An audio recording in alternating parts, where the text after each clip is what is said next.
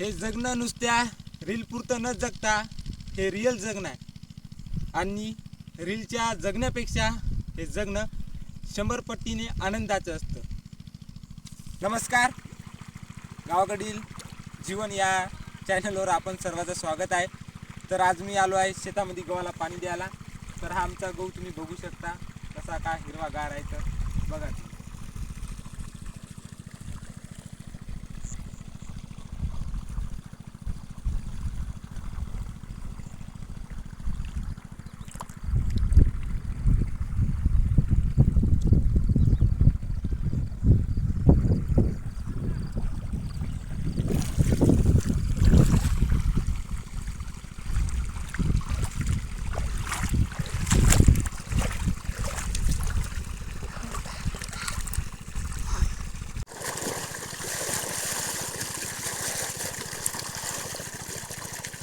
काम जरी कष्टाचं असलं तरी हा आनंद हा एवढा फार मोठा असतो की हा आनंद सांगू शकत नाही. कारण तर या हिरव्यागार या रानामध्ये जे काही हे काम करत असतो तो हा पाण्याचा गारवा आणि हे हिरवंगार रान बघत मन एवढं शांत होतं की मनाला असं वाटतं कुठं आपण जणू स्वर्गात आहे.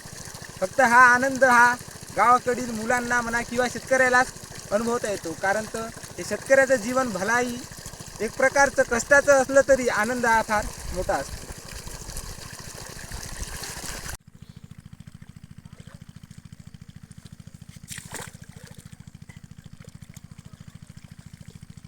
समोरून ये.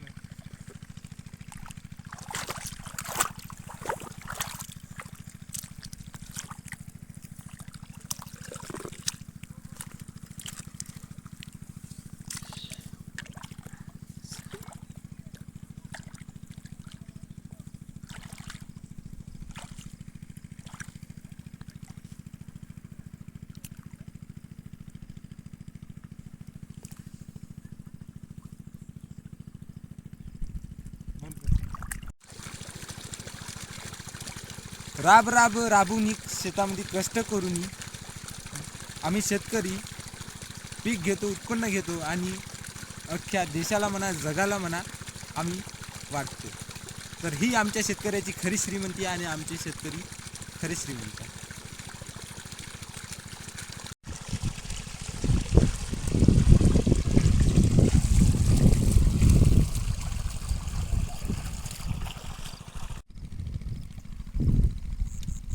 शेतामधील जेवण एका रेस्टॉरंटच्या जेवणापेक्षा अतिउत्तम असते.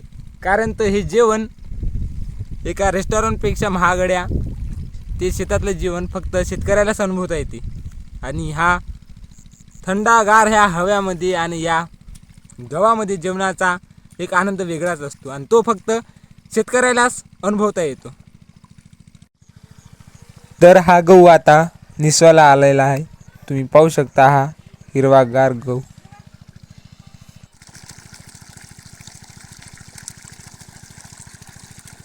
शेतकऱ्यासारखा दुसरा दानशूर कोणीच नाही. कारण शेतकरी राबून कष्ट करून आपलं पीक तो आल्यानंतर स्वतः न ठेवता संपूर्ण देशाला म्हणा का पूर्ण अख्ख्या जगाला म्हणा तो देतो. म्हणून शेतकऱ्यासारखा हा दानशूर कोणीच नाही आणि शेतकऱ्यासारखा हा श्रीमंत कोणीच नाही.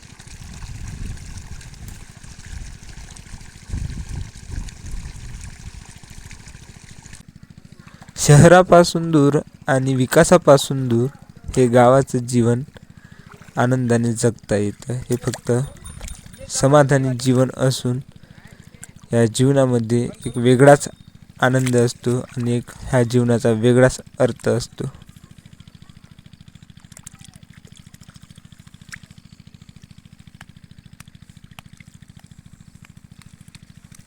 गावाकडे विकास नसला तरी गावाकडील हे जीवन एक प्रकारचं समाधानी जीवन आहे आणि ह्या जीवन जगण्याचा एक वेगळाच प्रकार आहे.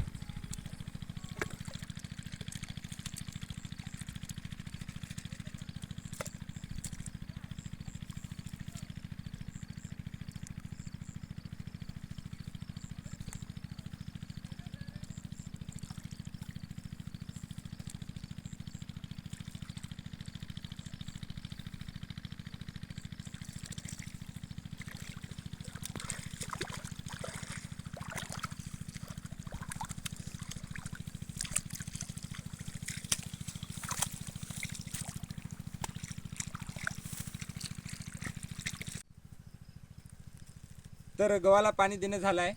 तर आजच्यासाठी इथंच थांबतो. भेटूया पुन्हा एखाद्या नवीन व्हिडिओसोबत.